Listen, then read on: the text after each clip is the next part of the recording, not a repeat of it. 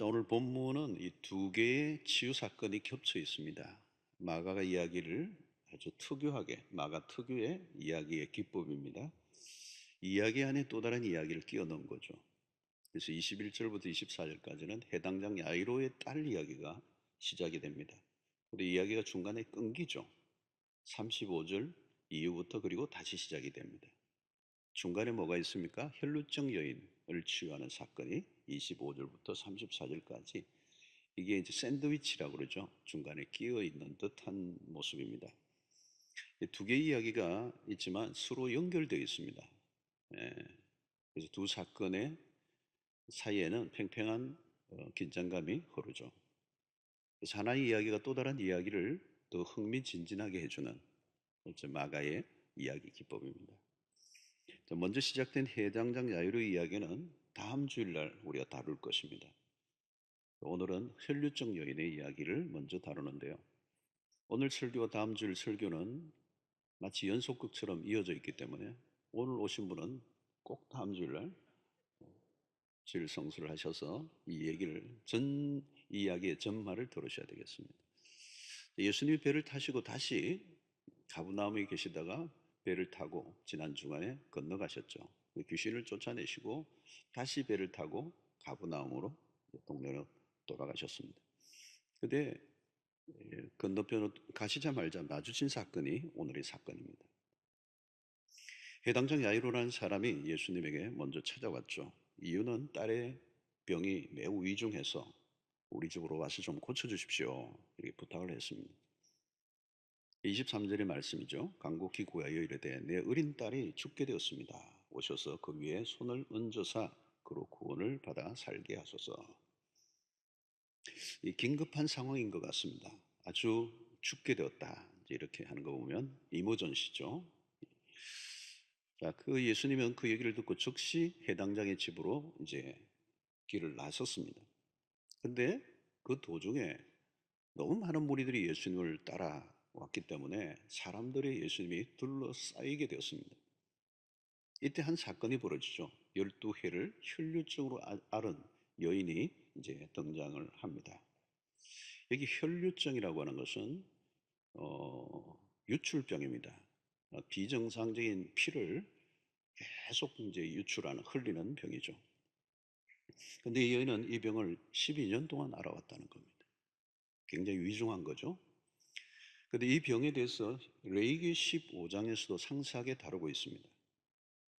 나병과 같이 유출병은 사람들과 접촉이 금지됩니다.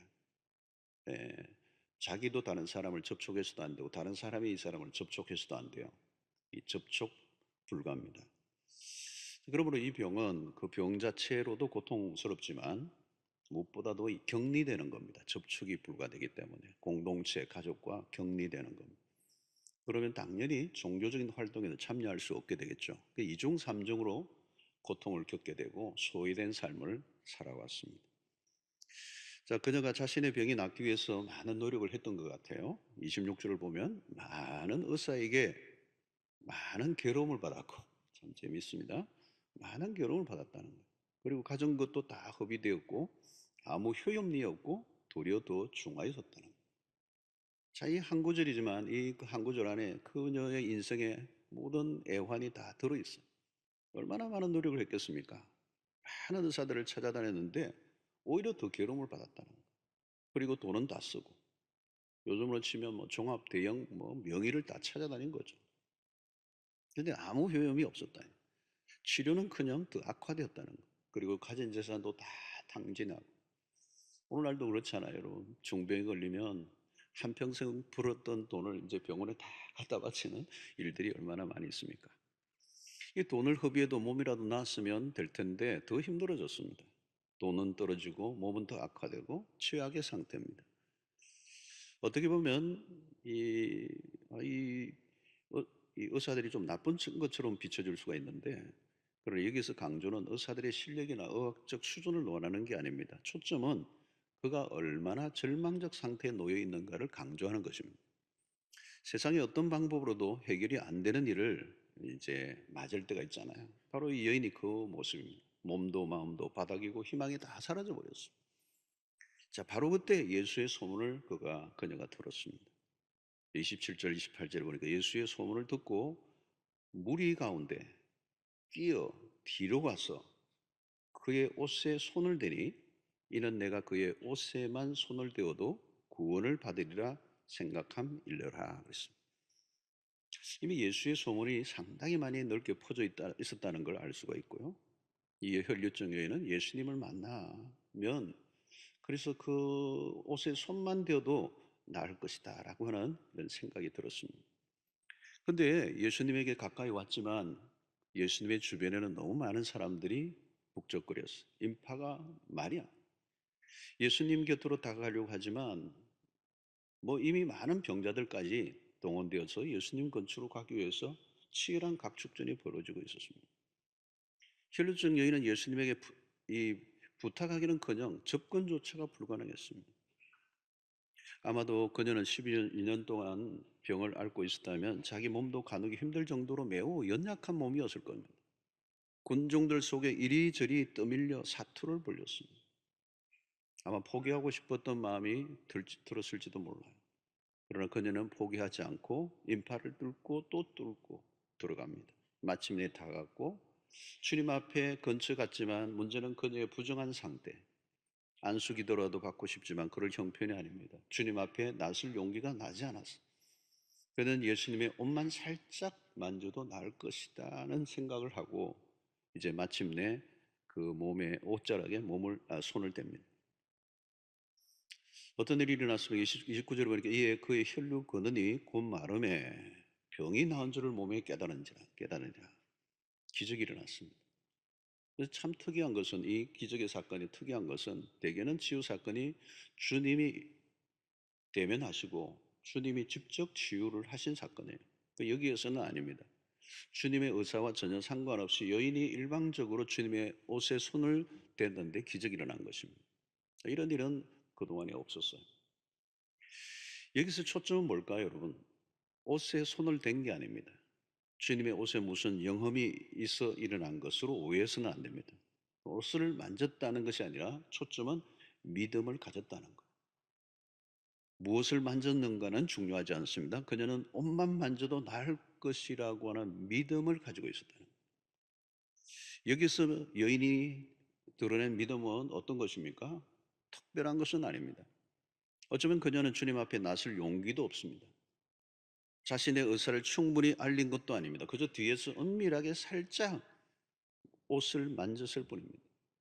어떻게 보면 이건 굉장히 소극적인 태도예요. 소극적인 태도. 대단한 믿음이라고 볼 수가 없습니다. 아주 작은 믿음이에요. 그런데 역사가 일어난 거예요. 왜요? 주님이 그것을 믿음이라고 여겨 주셨기 때문에. 중요한 것은 주님이 어떻게 보시느냐예요. 사람들이 보기에는 대단해 보여도 주님이 별 볼 일 없다고 취급할 수도 있고요. 사람들이 보기에는 별로인 것 같아도 주님이 보시기에 믿음이라고 하면 그건 믿음인 거예요. 자, 우리는 흔히 믿음이라고 하면 분명한 교리 이해, 잘 갖춰진 신앙 고백이 있어야 되는 줄 압니다. 그러나 여기에서 보면 전혀 그렇지 않아요. 아주 그냥 단순하게 옷만 살짝 되어도 낫겠다라고는 아주 작은 믿음이에요. 사실 우리도 우리의 믿음의 초기 단계를 돌아보면 비슷합니다. 실수도 많고 정리도 되지 않고 미숙하고 엉성하고 아는 것도 별로 없고 성경도 잘 몰랐고 그래서 그냥 이렇게 별로 성경의 지식과 이해가 없어도 우리 교회를 다녔어. 어떤 분은 보니까 말리기 그러더라고. 말라기, 마간지, 미간지, 사도 요한인지 세례 요한인지 하박국인지 호박국인지 구분이 안 되시는 분들이 있어요. 그리스도에 대해서 아는 것도 별로 없고 삼위일체 교리를 잘 몰라도 돼요. 주일날 설교를 들어도 무슨 말인지 잘 다루지 않을 수도 있습니다. 그러나 한 가지 분명한 것은 내가 하나님을 믿는다는 거예요. 누가 하나님 욕하면 막 화가 나는 거예요. 하나님을 믿고 싶어지고 하나님에게 나가면 살 것 같아서 교회에 나온 겁니다. 예배 때 졸기도 하고 찬송가도 잘 모르는데 왠지 눈물이 찡 나고 교회 와서 예배를 드리는 것 작은 흥금이지만 자신의 믿음을 이미 표현하고 있는 것입니다. 물론 늘 그런 수준으로 있어도 된다는 말은 아닙니다. 세월이 흐르면 신앙의 기초 단계에서 벗어나야 되죠. 더 깊고 풍성한 세계로 가야 합니다. 그러나 분명한 것은 예수님은 여인이 옷을 살짝 만지기만 해도 나을 것이라고 믿었던 그녀를 무시하지 않으셨다는 거예요. 비록 작은 믿음일지라도 주님은 그녀에게 풍성한 자비를 베풀어 주셨다는 거예요. 그렇습니다. 여러분, 우리의 믿음에 비해서 주님의 자비는 너무도 큽니다. 작은 믿음을 가지고 나아가도 하나님은 결코 외면하지 않는다는 거예요. 조금이라도 마음을 열고 다가가면 주님은 우리 기대 이상으로 강력하게 은혜를 베풀어 주십니다. 자, 여러분 상상해 보십시오. 예수님의 주변의 사람들이 그 당시 한둘이었겠습니까? 밀고 밀리고 그러다 보면 어쩔 수 없이 예수님과 접촉이 일어났을 겁니다. 예수님 곁을 스쳐 지나간 사람들이 한둘이 아니었을 겁니다. 그러나 예수님의 옷과 접촉이 일어났다고 모든 사람에게 역사가 일어났습니까? 그렇지 않아요. 예수님 가까이 많은 사람들이 있었지만 그것만으로 기적이 일어난 것은 아닙니다. 중요한 것은 믿음이 있어야 되는 거예요. 믿음을 가지고 나가야 되죠. 작은 믿음이지만 그 믿음을 가지고 나아갈 때 주님이 그 믿음을 보시고 기적을 일으키셨다는 거예요. 그러므로 여러분, 주님을 간절한 마음으로 도움의 그 손길을 내미는 영혼이 중요한 것입니다. 예수님은 놀라운 영적인 감지력을 갖고 계세요. 주님은 그냥 당신의 옷에 닿은 자와 믿음으로 나온 사람을 구별해낼 줄 아신다는 거예요.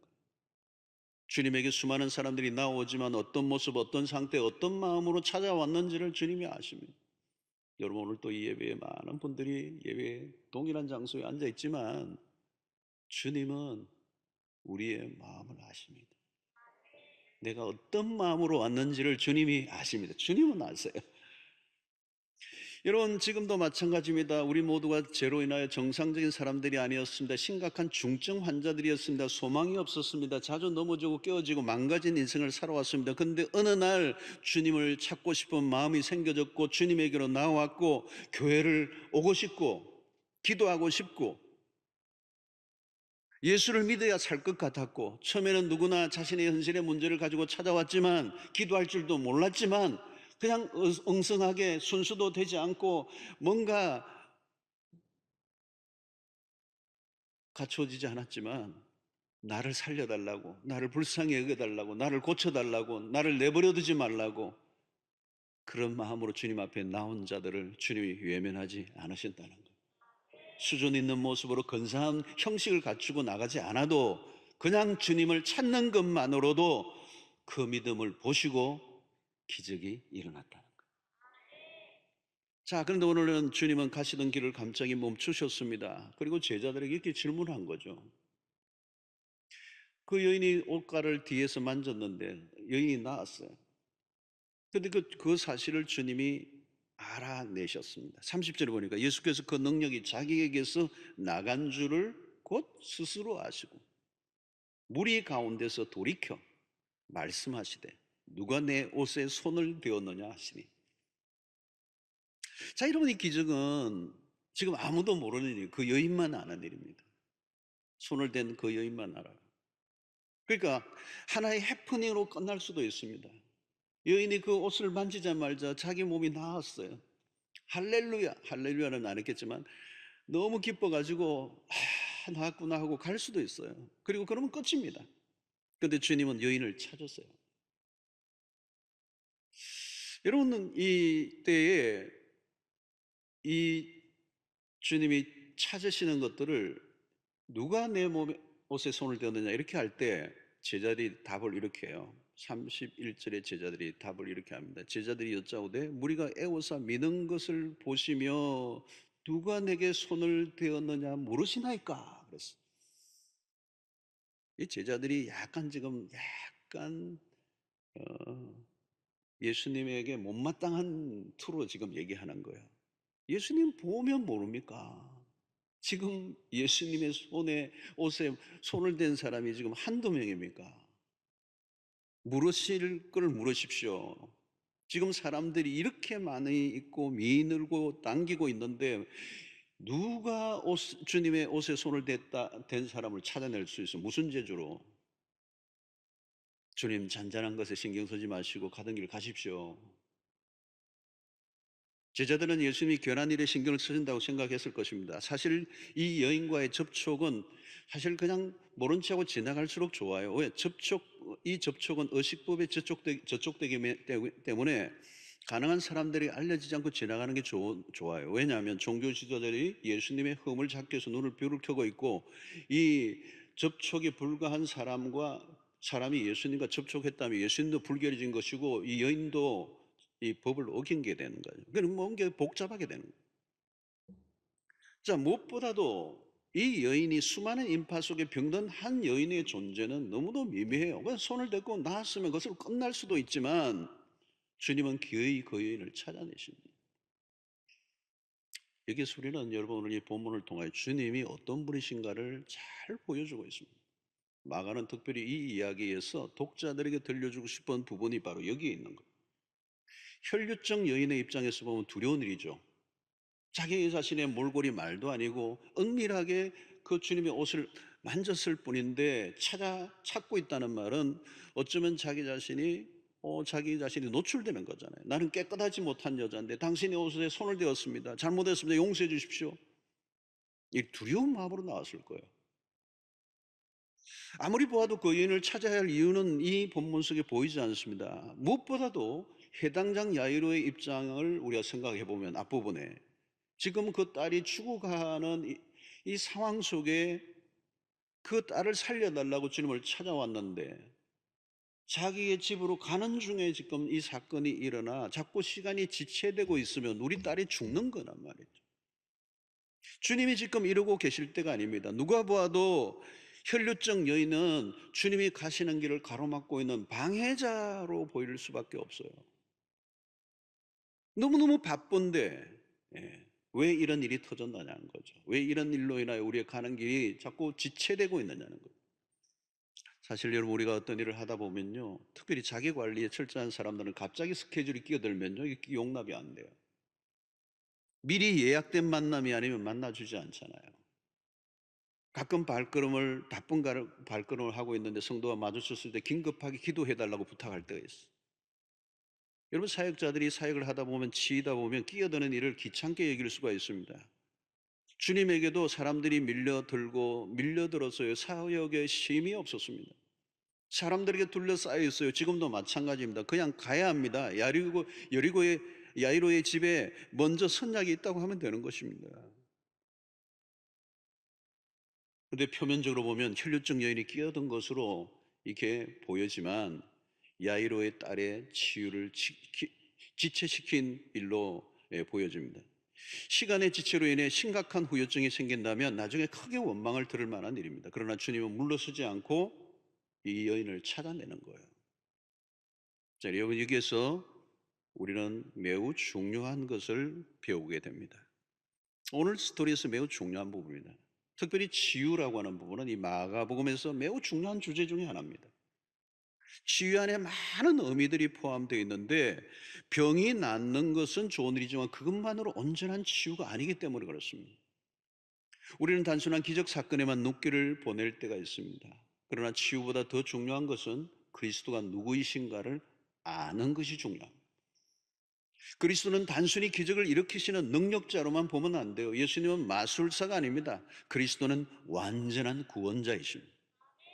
전인적 구원을 베푸십니다. 부분적 치유가 아닙니다. 병 낫는 것만으로 완전한 기적이라고 볼 수가 없어요. 주님은 당신의 옷에 손만 댄 여인의 심정을 헤아리고 계십니다. 그리스도는 한 여인이 오랫동안 겪었던 고통을 충분히 이해하시는 분입니다. 그녀가 지난 세월 동안 겪었던 아픔이 얼마나 큰가를 알고 계세요. 그녀 자신이 겪어냈던 아픔들, 주변 사람으로부터 받았던 냉대와 거절로 인한 상처가 얼마나 깊은가를 알고 계셨습니다. 누가 내게 손을 대었느냐고 물으셨을 때 제자들은 그런 주님의 마음을 알아차렸을 리가 없습니다. 그냥 누군가 손을 댔겠죠. 제자들에게는 별로 관심이 없는 일이었습니다. 그러나 주님은 달랐어요. 여인의 병이 나은 것만으로 만족하지 않았어요. 그 여인을 직접 만나고자 하셨습니다. 주님은 1대1 대면을 원하셨습니다. 요즘 코로나로 인하여 우리의 모든 것이 비대면으로 바뀌었습니다. 비대면으로 우리는 편리한 부분도 많이 있죠. 그러나 여러분, 영혼을 돌보는 일은 비대면으로 안 됩니다. 대면이어야 합니다. 눈과 눈을 마주치고 마음과 마음이 마주치려면 대면을 해야 됩니다. 깊은 것을 듣고 보고 느끼는 가운데 일어나는 터치는 비대면 영상으로 안 된다는 거예요. 요즘 비대면으로 인해 많은 사람들이 힘들어합니다. 지금 이제 코로나도 만약에 2.5단계로 가면 다시 비대면으로 이제 바뀌게 될 수밖에 없는 이런 굉장히 어려운 때를 우리가 맞고 있어요. 이 비대면으로 계속 있다 보니까 많은 사람들이 힘들어하고 마음에 병든 분들이 늘어나요. 주님은 한 영혼의 인격에 다가가시는 거예요. 단순히 당신의 옷을 손대고 병이 낫다는 것만으로 온전한 치유가 아니라는 거예요. 그냥 그것으로 그냥 흩어져 버리는 것을 원하지 아니하시고 그녀를 깊이 만나 인격 대 인격으로 마주치며 그녀의 깊은 곳까지 만져주기를 원하신다. 주님은 기계적이고 물리적인 치유만으로 끝내고 만족하는 분이 아닙니다. 인격적인 접촉을 원하셨다는 거예요. 기적만 체험하고 떠나버리는 것은 치유가 아닙니다. 유명한 정신의학자인 폴 트루니에라고 하는 분이 있죠. 그분이 이런 유명한 얘기를 했어요. 질병을 치료하지 말고 환자를 치료하라. 여러분, 어떤 사람은 병원 치료받았는데 삶은 나아지지 않았어요. 몸은 나았는데 삶은 더 피곤하고 여전히 불행할 수가 있습니다. 육체적인 병보다 더 무서운 것은 마음의 병입니다. 상처뿐만 아니라 영혼까지 만져주는 곳은 그 어디에도 없습니다. 여러분, 몸만 나았다고 나은 것입니까? 아닙니다. 밥만 먹고 산다고 사는 것입니까? 집이 있다고 행복이 있다고 말할 수 있습니까? 삶이란 그렇게 단순하지 않습니다. 주님은 육적인 치료가 전부가 아니라는 것을 알고 계셨습니다. 그 여인이 그냥 몸만 나은 것으로 돌아가는 것을 원하지 않으셨던 거예요. 그래서 오늘 34절의 말씀이 그거죠. 예수께서 이르시되 따라 내 믿음이 너를 구원하였으니 평안히 가라. 내 병에서 놓여 건강할지어다. 주님은 여인을 향해 따라 내 믿음이 너를 구원하였느니라. 이제 그 군중 속에 있는 그 여인을 찾아내시고 그 여인을 향하여 주님은 따뜻한 음성으로 그녀의 믿음을 먼저 칭찬하십니다. 너의 믿음이 너를 구원하였느니라. 그녀에게 다른 것을 요구하지 않았습니다. 그녀의 상태가 어떠하든지 상관없습니다. 단지 그녀가 가진 조그만 믿음에 대해서 칭찬하셨어요. 그 조그만한 믿음, 당신이 가지고 있는 그 하나, 그 믿음이 너의 인생을 바꾸어 놓았다고 말씀하시는 거예요. 따라 내가 가진 믿음은 놀라운 것이야. 그 믿음이 너의 운명을 바꾼 거야. 아낌없이 칭찬해 주셨어요. 여러분, 작은 믿음을 가졌을지라도 상관없어요. 하나님은 큰 능력을 베풀어 주십니다. 무엇보다도 병이 낫다고 끝이 아닙니다. 더 중요한 것은 주님의 그 따뜻한 가슴을 그에게 보여주신 거예요. 그게 진짜입니다. 주님의 넓은 품 안에 한번 안겨보라는 거죠. 그 따뜻한 품에 안기면 그동안 받아왔던 사람들로부터 받은 냉도로 인하여 얼어붙은 가슴이 눈 녹듯 녹아지고 또 남는 것입니다. 육체적인 질병보다 더 무서운 것은 마음의 병이에요. 여러분, 마음의 병은요, 약으로 안 돼요. 약으로. 먹는 가슴은 사랑의 가슴이 필요한 거예요. 주님은 그 여인을 향하여 무엇이라고 부르고 있습니까? 따라 따라 그랬어요. 정다운 부름이죠. 혈류증 얘기는 오랫동안 들어보지 못한 따뜻한 음성이었을 겁니다. 따라, 무엇을 의미합니까? 한때는 누군가로부터 사랑을 받았을 여인이에요. 그런데 혈류증이라는 병으로 모든 관계로부터 단절되어 살았습니다. 아무도 그녀를 향해 딸이라고 불러준 적이 없었다. 주님은 그녀에게 아빠처럼 다가가셨습니다. 그 음성은 여인을 치유하기에 충분한 음성이었어요. 몸은 언젠가 병이 나고 죽습니다. 그러나 주님과의 관계가 회복되는 게 진짜 치유죠. 그래서 예수 그리스도와 인격적 만남을 가지게 하시고 그녀를 향하여 마지막 뭐라고 합니까? 따라 평안히 갈지어다.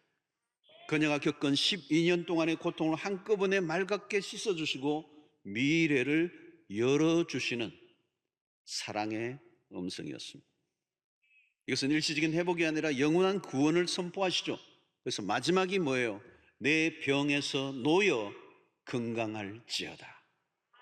여러분, 이 여인이 그냥 자기가 스스로 옷을 만지고 나았다고 해서 그냥 떠나버렸다면 그 여인은 진정한 이 치유를 맛보지 못했을 거예요. 주님이 만나서 이 선포, 내 병에서 놓여 건강할지어다.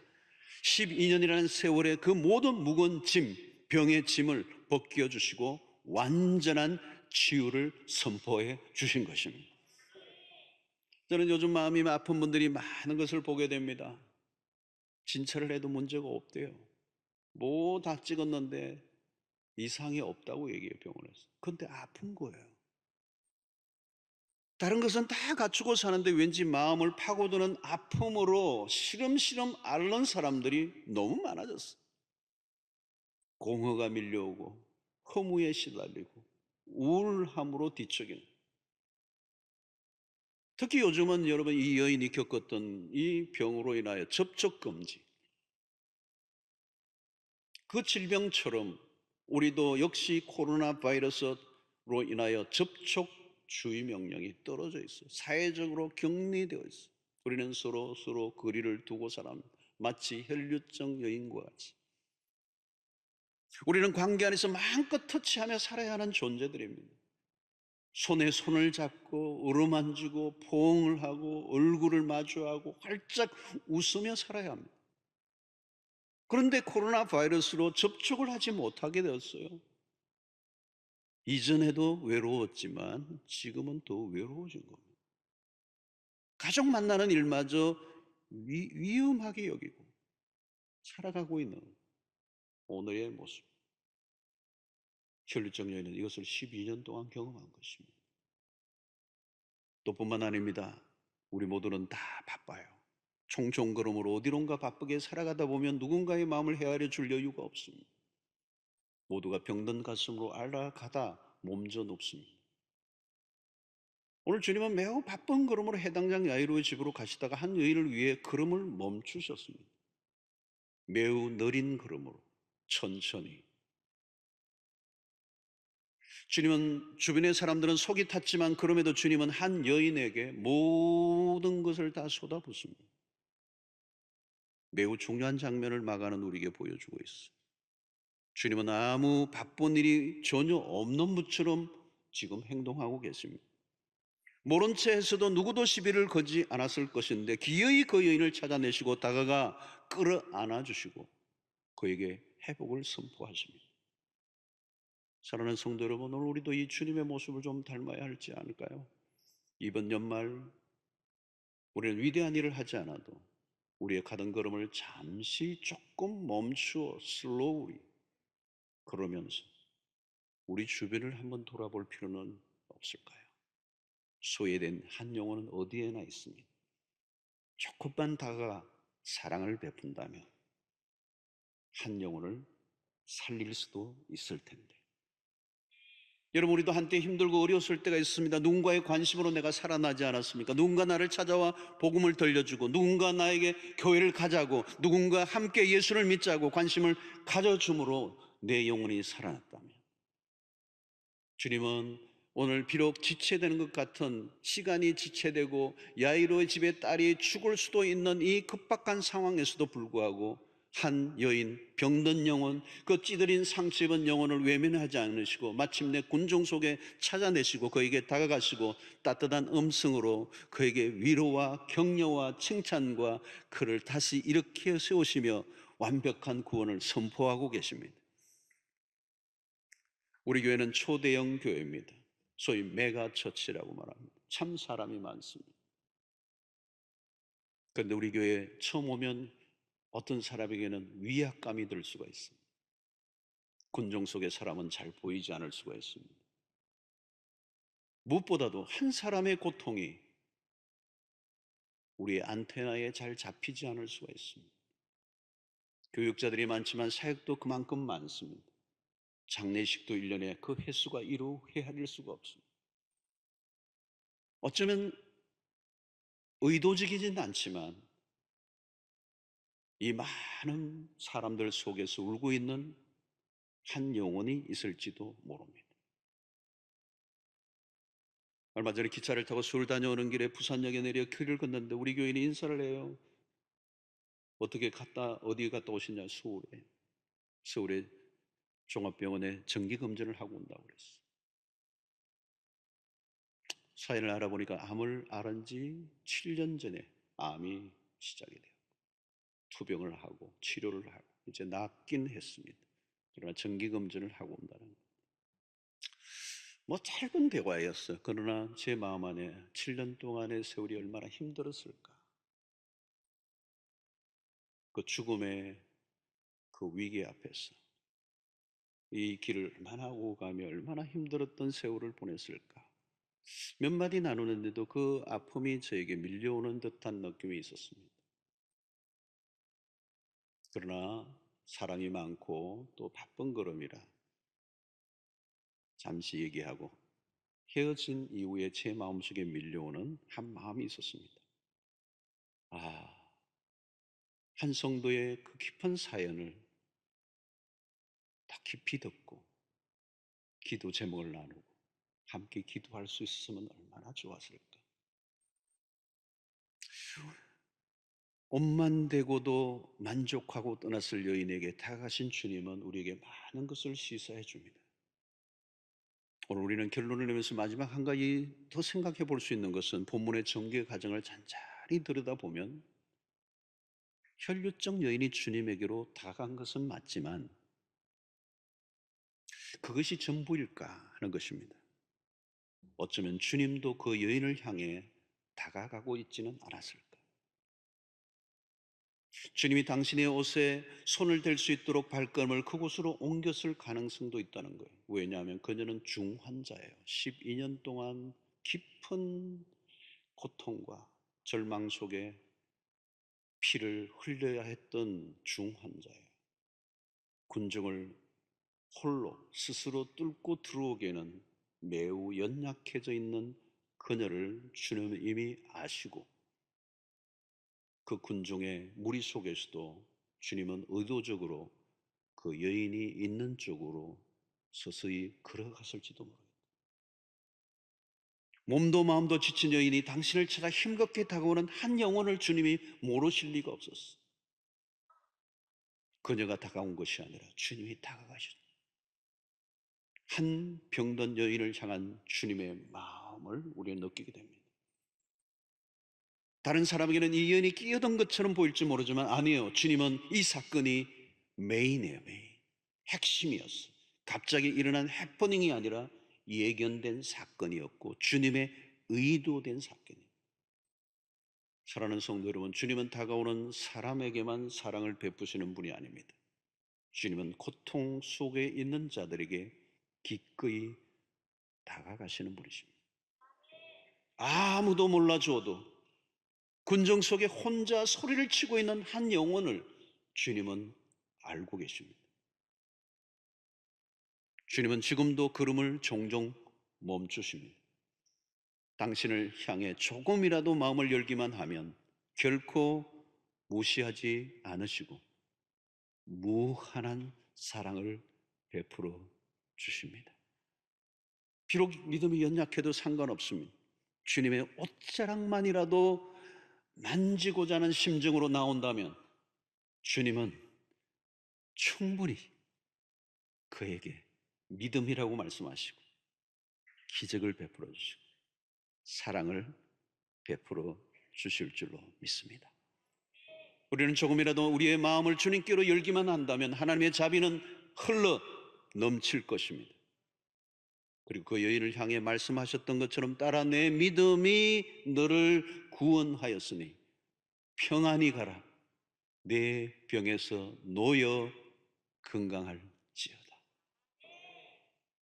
그 여인을 향해 말씀하셨던 이 선포가 오늘 우리에게도 동일하게 선포되어지고 주님의 능력과 기적과 주님의 그 따뜻한 손길을 이 연말에 경험하는, 그래서 내 경험으로 끝나는 것이 아니라 이 주님의 따뜻한 사랑과 이 놀라운 자비의 손길이 우리 소외되고 고통하는 우리의 많은 분들에게도 미쳐지게 되는 역사가 우리를 통해 있게 되기를 주의 이름으로 축원합니다. 하나님 아버지, 오늘도 주님의 따뜻한 가슴, 따뜻한 사랑의 그 음성, 12년 동안 고통 속에 있었던 한 여인을 향해 다가가시는 그 주님의 그 열심을 말씀을 통하여 보았습니다. 주님, 비록 작은 믿음이라도 외면치 아니하시고 옷자락만이라도 찾고자 하는 그 심정으로 주님을 찾을 때 외면하지 아니하시고 사랑을 베풀어 주시는 그 놀라운 주님의 은혜를 우리 모두가 경험하게 하여 주시옵소서. 예수님의 이름으로 기도하옵나이다. 아멘.